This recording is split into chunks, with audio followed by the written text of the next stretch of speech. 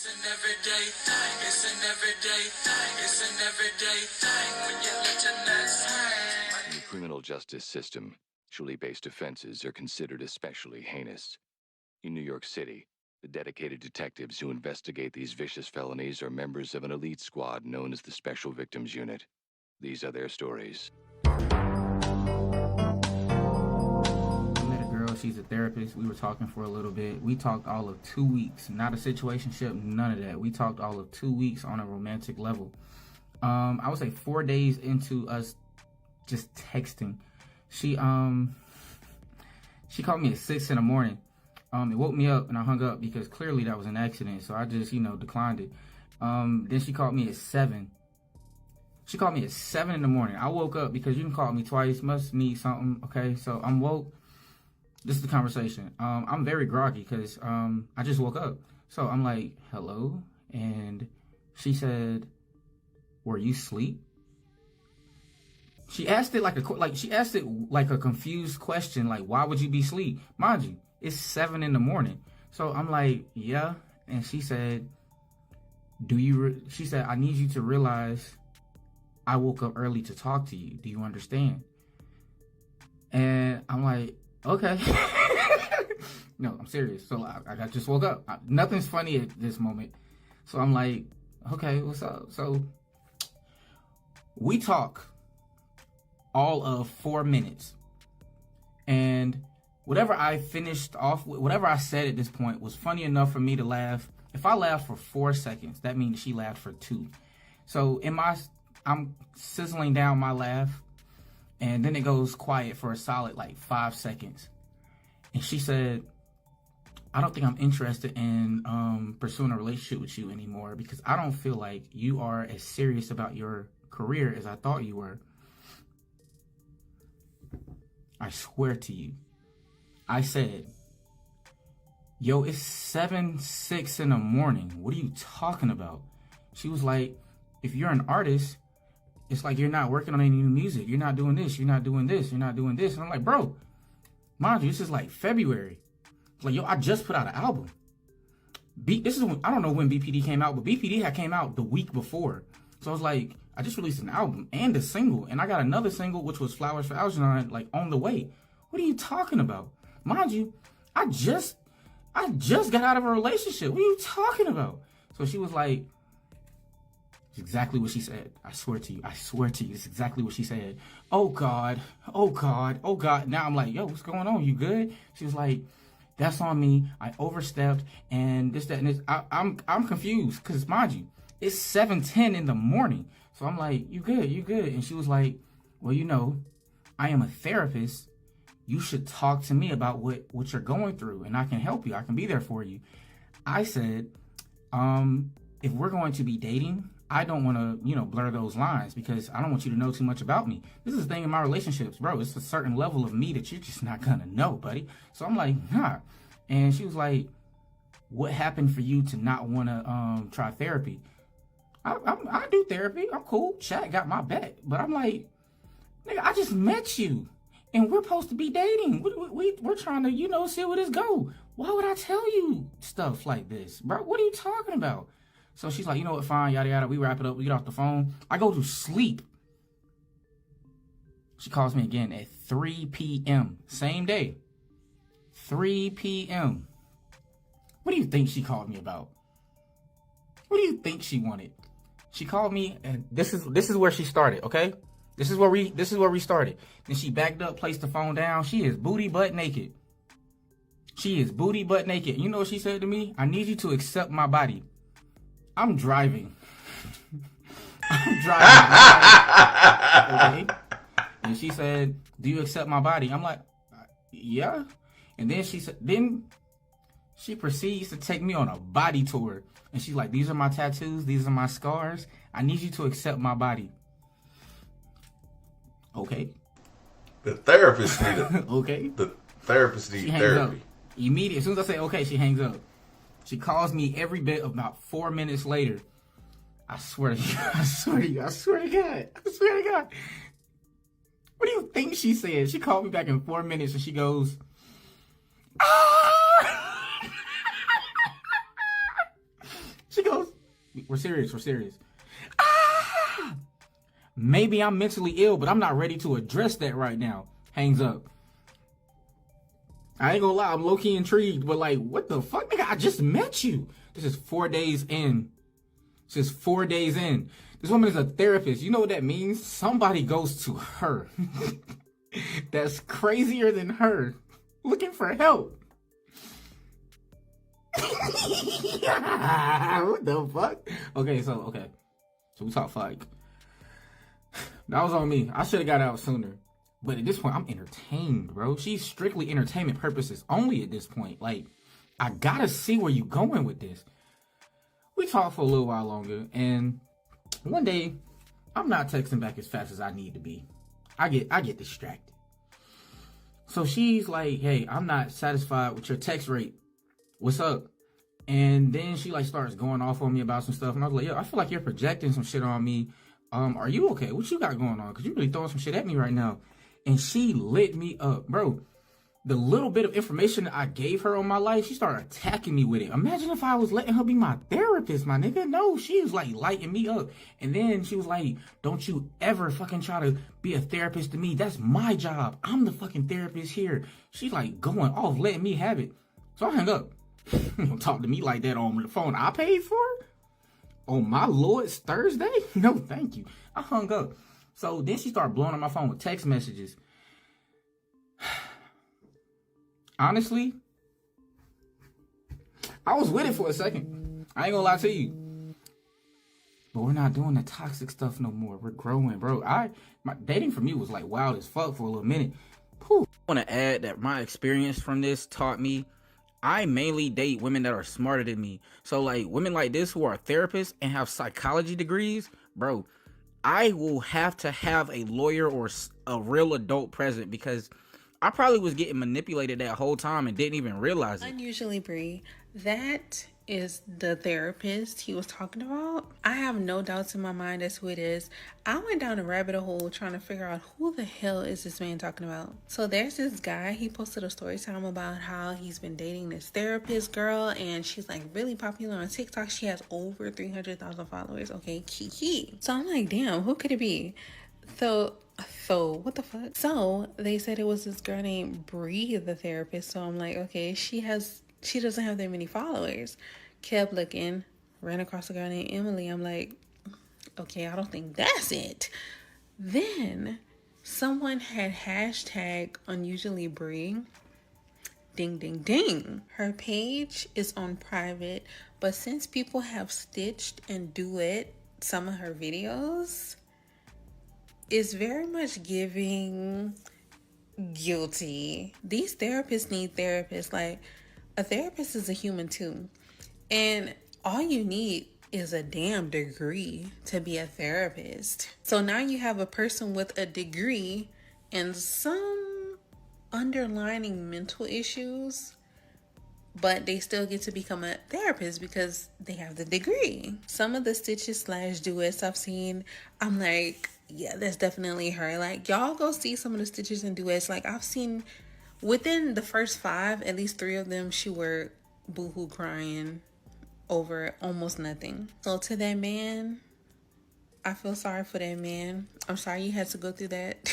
No, but seriously, leave people alone. Like, it's not a laughing matter. Rapport now no longer have a therapist. The people. As a therapist who also makes like mental health content and tries to help people, it really breaks my heart to see like people go through something like this. Of course, I don't think that anybody will ever know the totality of the whole situation. And I know this has been a trend about dating therapists and all of that stuff and story time and how people are talking about their real life experiences, which is valid. But I think when people are looking at therapists, they almost look at them as if they're not allowed to have issues or they're not allowed to, they have to have it together every moment of their lives. And for me, being a clinical mental health therapist who has degrees in this, who has been doing this for 5 years, who is still learning so much about themselves while trying to help others, while managing myself, I think some points need to be taken into consideration. First off, people who are become therapists or nurses or anybody in the health field usually have, not all the time, but usually have like a desire to help people, but sometimes it is a trauma wound that they project out of. I don't think they know that at the time that they choose the career that they do. They think, hey, I want to help people. But sometimes people in the healthcare system become the help because they didn't have the help. So right there already, we're saying we're not operating out of a more healthier baseline. But then you have people who are willing to still put themselves on the side and still try to show up and be that change. There are not a lot of African Americans who are therapists and who are trying to push the charge and change the narrative of our culture. And yet you still have people who are like, even for me, not to project, just want to share my own experience as a mental health therapist. Some people will be like, oh, you're a therapist, you shouldn't say that. You're a therapist, you shouldn't think that. You're a therapist, you shouldn't whatever. One thing that I have had to reinforce to people is that if you met me within the profession, then that's the version you will always get. But unless you have the therapist version of Jada, you don't get access to that version. I don't care who it is, even family members. I'm like, I'm not a therapist right now. That's not the version that I am in. And for me to be healthy, for me to practice boundaries and self-awareness and healing and managing myself, I make sure that I tell people like, hey, you might not get the healthiest version of Jada. Like, I'm not operating as your therapist and you're not my client. So you can't say, oh, you're a therapist, you should be whatever. You should never say that, as if I'm not allowed to learn, to grow, to have that room to evolve. And guess what? Nobody always gets it right. And I would argue, like, when you have a medical doctor and he might make a mistake, does that mean that he didn't go to school to learn all of these things? Does it mean that he doesn't know what he's talking about? Some people have off days, mechanics, anybody. But I think people crucify really therapists or religious leaders as if they're supposed to be, as if they're not imperfect humans answering a call and trying to be the best that they can be. Like I said, nobody knows all the underlying issues that people are going through. But when I meet my clients and when I talk to my clients, I say, hey, if I ever get it wrong, please charge my head and not my heart, because my heart is that you have somebody safe here. You are experiencing the best version of yourself. But if you're ever going to love anybody in a health-related profession, then you got to understand that you have to have a different level of emotional intelligence. You have to be really open and honest, not only with yourself, but can you handle somebody who shows up for everybody else and sometimes has the issue of identifying showing up for themselves? And I will argue that's everybody's issue. That's most people's issue. Loving yourself enough to show up for yourself and other people with boundaries and proximity in place. And nobody always gets it right. I want to meet a person who always gets it right. I want to meet them. And so when y'all are thinking about these therapists and you're talking about, these people who are trying to promote mental health content, if you ain't gonna be that change, then just keep it closed. Keep it closed and keep it moving. If you don't want the help, if you don't want a different perspective, then keep it going. Because I personally, I'm a therapist and I try to put out mental health content, and people are so unwhole. And I know, on my baseline, I know that people are dealing with underlying mental health issues that they don't even think they have. Okay? That they are not aware of because they don't take the time to be on their baseline. They don't take the time to make sure that they're mentally, physically, spiritually, relationally healthy. Okay? And you can't choose when you get triggered, when you experience triggers. You cannot choose that. And in the meantime, between triggers, they don't take care of themselves. So I can't expect a you from me, and you can't expect a me from you, if that makes sense. And so I just think that it's really important that we are really intentional with how we carry things and what we say and what we do. And like that lady said, even if she might have not been your therapist, even if she might have not said things that you agree with, there was somebody out there who needed her voice, who felt safe with her to be seen, she was there for them through the good and the bad. And, people will get on here and be so malicious and call up and get people fired and really intimidate people for what? For what? And I would argue that level of response or feeling like you need control or whatever is a mental health issue. If that girl was not breaking HIPAA laws, if that girl was not telling confidentiality, and sometimes who you are will irritate the evilest spirits. It really will. And as somebody who's trying to promote and be that change and be a safe place and to be just a light in a world that rejected a perfect savior, you know, you just got to stay prayed up and pray that God, for sure. I don't believe that this is the end for her. I believe that this is just a launching pad for her. She has so many followers and so many things that she was trying to do, and while managing and still living her own life and going through her journey that was on a public scale.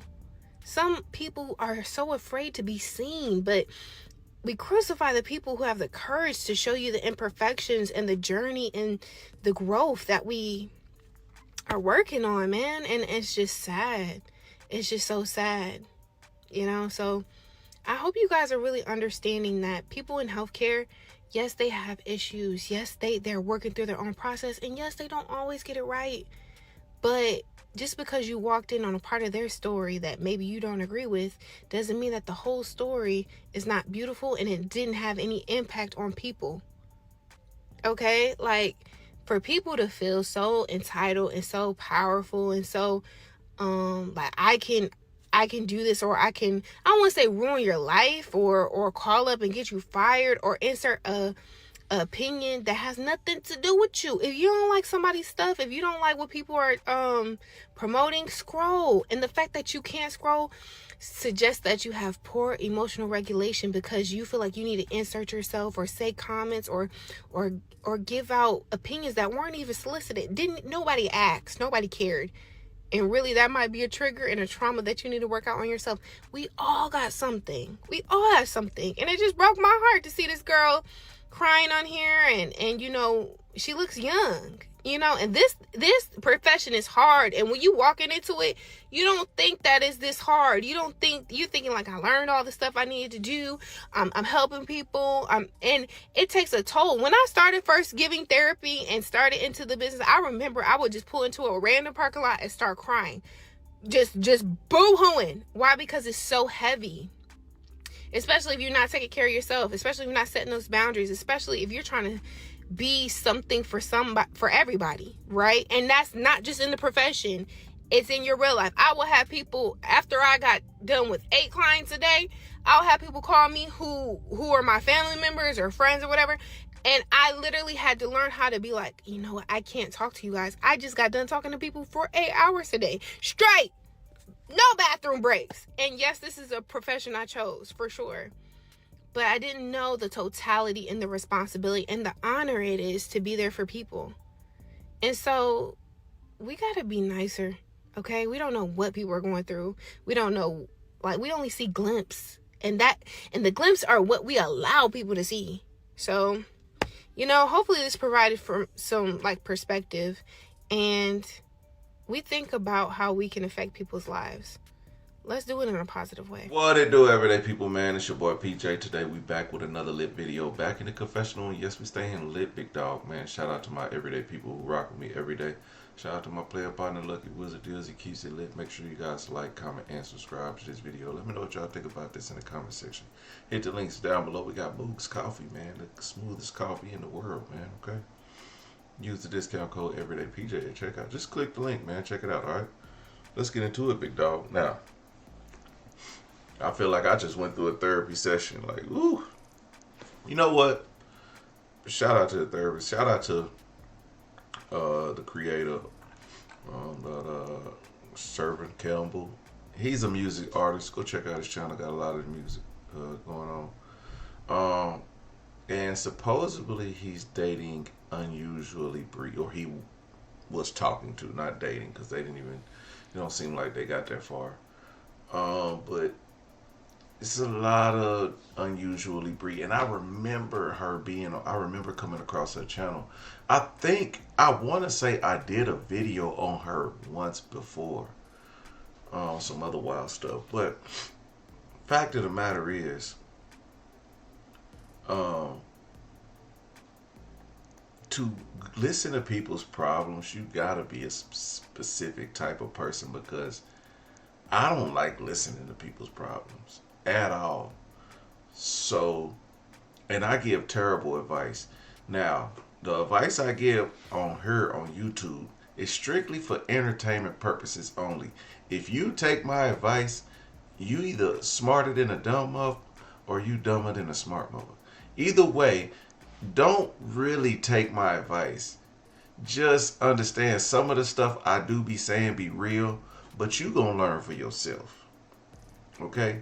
So you can either like take my advice and be like, well, this is what everyday PJ said, or you can be like, nah, he's just bullshit. I ain't gonna listen to that fool. That fool.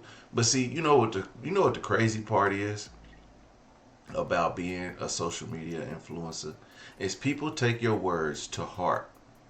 And y'all don't, outside of this, y'all don't know me for real. The people that do know me for real, or even had more than just a small conversation through comments or listen to me talk on here and say some wild stuff, y'all don't know me. Y'all don't know how much fun I have. So for y'all to take, oh, you this way, you that, you don't know me. And the worst comment I heard is, would you expect your daughters to do that? Ask my daughter. I'll spin her head on a damn swizzle if she walked out of my house looking crazy. You understand what I'm saying? I got strict rules, okay? What I'm saying is, the stuff that I say on her is for entertainment, okay? Now, there might be some truth in there, but at the end of the day, I'm not going to offend nobody, and I'm not going to say anything to get my channel locked up, okay? But I will say some BS to make you be like, is he for real? Because, yeah, there's a little bit of truth in all the BS. But it is what it is. Y'all can't judge, like, from what I grew up and learned, and this is what you get out of therapy. What I grew up and learned was, like, some of that stuff can be unlearned. Some of the things that we did as kids can be unlearned, can be changed. There doesn't have to be a cycle. No, my parents weren't bad. And no, they didn't put up with the BS. But the thing is, the situations that was put on in our face because of how we grew up, where we grew up, who we grew up around, those things shaped my life. And as I grew older and I was able to talk to somebody and I was wondering why I feel this way about this, is because the stuff that I experienced, and I don't want to see my kids go through the same thing I went through. So I say all that to say this: get some therapy, but don't let your therapist be you know what a type of therapist that'll be your woman is? Somebody, as soon as y'all get into an argument, she be like, oh, okay, that's why this and this and that. It's like a vindictive person, a person that's supposed to be your partner, and you tell them something in confidentiality, and they turn around and use it against you. That's the worst of the worst. It's the lowest person that you could ever be with. And they're gonna always be that person. They're not just that with you. They're with everyone. And then you wonder why they'll sit around. That type of person will turn around and tell you, this is why you've failed at all your relationships. All the while, they're going through the same thing. Does it make sense? So when you be in relationships with narcissists and manipulators and stuff like this, they'll try to make you think that you're the worst person in the world. They'll try to make you feel like you're doing something wrong by not giving them what they need because they need it when they need it. But then the moment that you need them, the moment that you want to step up and do something right for yourself or those around you, that same person will crush your dreams, will tell you no, that you shouldn't do that because this, and this won't happen because of that, and this and that can't happen because of those things and that thing, and it's all your fault. And if you do that, you're gonna be sorry in the end. They're gonna make you feel bad about doing the one thing that could make you happy.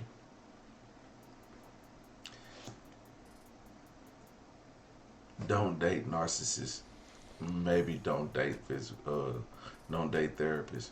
Because think about it like this. Say if you date a therapist and if you're a talker and you come home, hey baby, da da da da, she's like, I need peace. I need 15 minutes before we get started. You're like, I ain't got 15 minutes. I ain't seen my woman all day. I want to kiss her. I want to love her.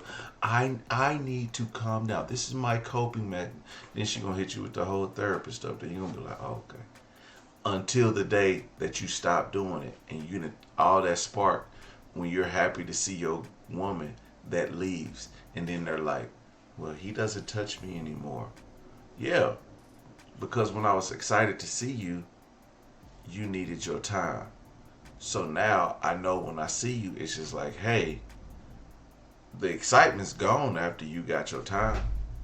The excitement's gone. I seen you 15 minutes ago, but I couldn't tell you how excited I was to see you because you needed your 15 minutes. Now that that's worn off. So, anyway, everyday people, let me know what y'all think about this crazy situation in the comment section. Like, comment, and subscribe. I'm gonna holler at you later. Peace.